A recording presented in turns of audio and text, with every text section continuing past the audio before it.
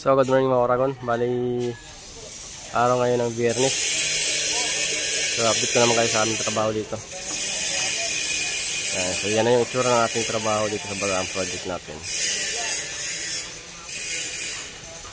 So palapit na pagtatapos. So bukas pala Christmas party namin ng mga Oragon. Christmas party. So, update ko lang kayo ngayon sa ginagawa namin para masubaybayan nyo yung ginagawa namin kung ano naging itsura ng katatapusan nito. So, kasi uwi na kami ng 28. So, maiiwanan namin to. Bali, konti na lang yung maiiwan na trabaho. So, retas na lang dito. Alright, punta mo natin si Paulo. So, yung ginagawa pala ni Paulo na yan, para yan sa gate. Gumawa sila ng gate dito. Ay, Paulo. Bali sila na gumagawa ng gate para dito sa may ano natin. Yan. Yan. Sipot ka muna dyan at pupunta natin yung sa kabila. So, ito na yung lalagyan nila ng gate. Bali nakapaglagay na sila ng ano, ng ito. Bali yung ano niya sa kabilaan. Hindi kasi kaya ng diretsuhan lang dito dahil babangga yung sakyan nila, yung puwet. Kaya ito, kaya nagkaroon sila ng cylindrical papunta dito yan. So dito yung tatapat. So ayan, tapos hihilahin niya pa ganun. Ayan, hila yan. Ayan. So tapos pwede yung hilahin ng pa ganito. Yan. So nagkaganyan itsura niyan para nakadito naman yung pinakagit sa baba. Nakababa siya. So yan na yung ginagawa dito. Bali nakapagkasana sila dyan ng gate. Yan, sinusukat na.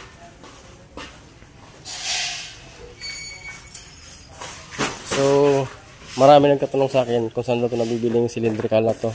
So pwede po yan sa Shopee. Lazada pwede rin to. Di ko lang alam sa TikTok kung mayroon ito.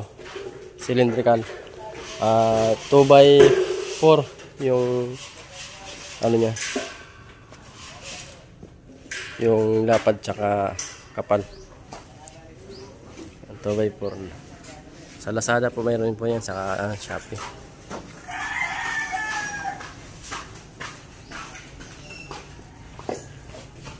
So ito yung mga welders natin dito, yung mga pinag-weldingan. So okay ba? Yung pinag-weldingan. Ayan. Ayan o. Ganda. Kaliskis po aya. So dito sa garahe, tapos na rin yung tiles. Tapos nakapag-table sa tayo dyan. So medyo marami pa dahil di pa natin ang lilinis. Dahil maraming ano tayo, napakasiguro pag natapos na ito, lilinisin lang natin ito. So mawala na yan, lilinis siya ng gusto. So tapos dito na flooring na rin natin, tapos papasintada natin itong gilid para mapagtada na rin itong taas para clearing na, para bukas malinis tayo.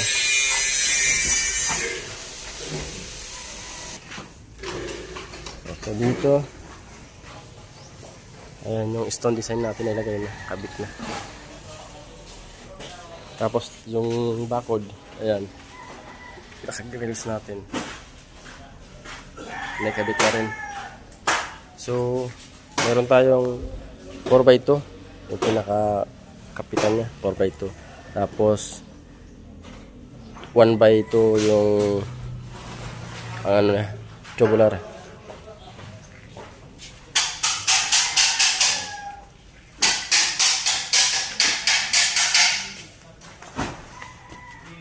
So tapos itong loob, bali masigla na. Ayan, so mayroon na tayong ilaw. Nagkaroon na siya ng ilaw. So mabuhay natin. Ayan. Nagkaroon na siya ng ilaw. Nai-terminate na yung ilaw. Tapos yung sa ano, ng TV. Lagyan ng TV. Ayan na, patapos na rin. So, ang ganda na ng kulay. Nagkaroon ng ilaw, tapos buhayin natin itong ilaw dito. Ayan. Sabi buhayin.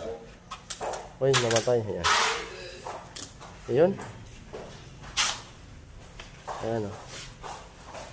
Yung ilaw niya. Ganda. Op. Tapos dito. Ayan, ito siyang ilaw. Tapos, wala tayo makapal dito. Yun yung kulay ng ilaw.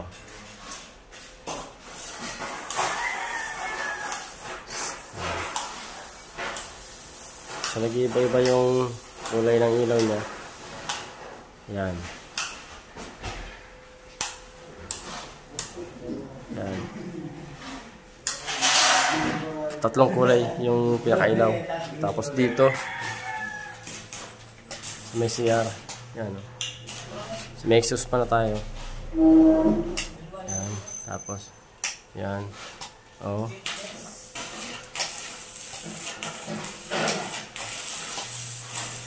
Nag-iba-iba yung ano niya. Yung kulay ng ilaw.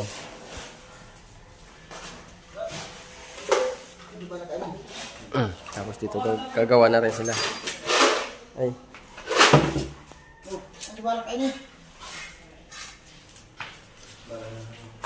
Ito na rin yung ano, na-fix na rin nila yung cabinet. Fix na. Tapos yung ilaw nitong ano natin, sana ba yun? So, nag-iba-iba yung ilaw niya. Wow. Oh, ganda. Oh. Stig. Sa master room to, master room. Tapos ito pang ano nila. Boy band. Wow. Wow. Wow. Okay. Ganda. Sa mga nagsasabing kapak tong ginawa namin dahil mabilisan daw ginawa. So yan po, yung kapak na sinasabi nyo. Ayan. So siguro nakachamba kami dahil hindi kapak eh. Kasi maraming nagsasabi na kapak daw. Yan, mabilis lang daw kaya kapak. Siguro kayo pag gumawa kayo kapak. Pero yung gawa namin, nakakasigurado naman ako kung walang kapak yan. Yan, nakapansin nyo. Op! Huwag mong paloy. Alright. Yan, sa mga nagsasabing kapak daw. Baka mabasag pa ako. Ano. Sa mga nagsasabi dyan. So, walang kapak dito sa ginawa kahit mabilisan. Siguro, ayan, kapak lang siguro yung mga pag-iisip na walang magawa. Ayan. Mga kasama natin dito. Nagasintada natin sa likod.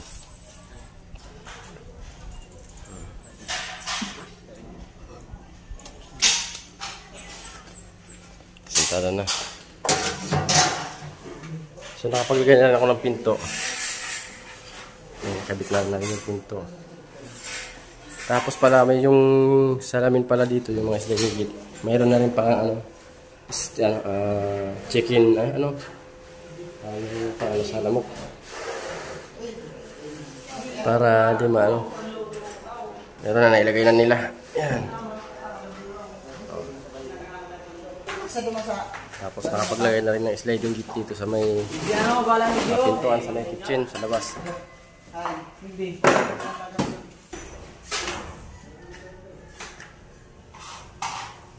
So mayroon na tayo yung railing. Kinabit nila kagabi. Yan, in-overtime lang ito kagabi. So, pero di pa tapos. Yan, pasukin natin dito. Yan. Bali may salamin yan dito. Sa baba. So 90 cm yung taas niya. Dito ilalagay yung salamin. Nakakapit dito po pa. Tapos sila ba pa kaya ano, konti-konti na lang, finish na. Pag natapos itong mga gumagawa dito sa loob ng mga welding saka mga tapping-tapping, okay na, finish na yan. Kaya ang tapping na yan kasi konti na lang talaga, halos wala na. Subukan nyo na itong ilaw. Uy! Uy! Iba-iba. Uy! Uy! Iba-iba yung kulay Galing Ganda. Tapos may sliding gate dito sa family room. Yan. May kabit na rin yung nagsasalamin. Ang sliding gate. Sliding window. Yan. Yan, nakabit na rin. Family room. Yan na to.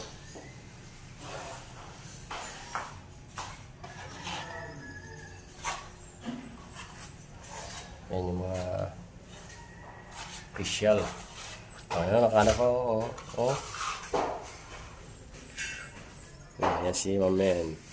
Ang TikToker ng Rods TV. Si Rods TV. Kung gusto nyo panoorin yung mga videos nyo sa TikTok. Uy! TikTok no? Oo. Rods TV. Pakita mo. Minabay ko yung ko. Uy, sayang no. Rods TV. Yan. Grabe ba? Hindi, yun lang ako. Alright. Dito tayo. So, pinakit ko cabinet. Nakabit na. Dito yung salamin. Nakabit na rin nila. Yung mga salamin dyan. Tapos dito. Ayan. Okay na halos. Okay na yung lahat-lahat. Meron ko na tayo.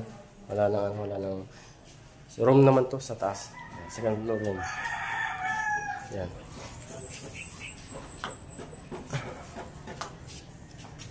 Room. Tapos dito, bali nagkulang kasi tayo dito ng PVC panel. So, na-deliver na, ayun So, siguro baka mamayang hapon, ikabit ko na rin to. Dito i-regan na to. So, yan na lang yung kulang. Bali mga 7 piraso na lang kulang niya. Yung ceiling panel. PVC. Yan, WPC. Yan, panel. Yan, maganda sa tiris. Subukan yung, pag nagpagawa kayo ng bahay, so subukan yung kabit itong WPC. Sa interesado maganda to sa tiris. Yan, tiris tayo. So ito na rin yung railing sa may tiris. Nikabit na nila. So balik ko lang pa yan. Pampaikot. Nikabit na nila.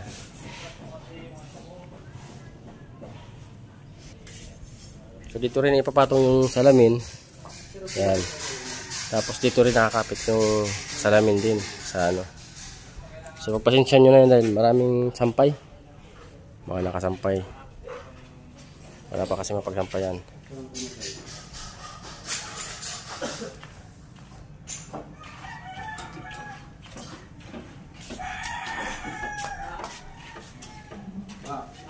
Mga pintuan natin.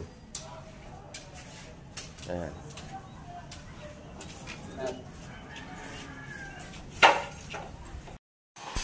Siyempre gagawin natin itong pinto. So, pinakalas ko na dahil kabit natin. So nabali na kabit ko na. Tinatanggal ko lang yung mga barat niya. Kasi meron pang konti na tatanggalin tayo. Tanggalin natin ito bubuwasan kasi masyadong malaki yung pinto. So para sumakto magkaroon tayo ng allowance sa mga 0.3 or 0.5 para sa kasi mamasilang pa naman nila yan.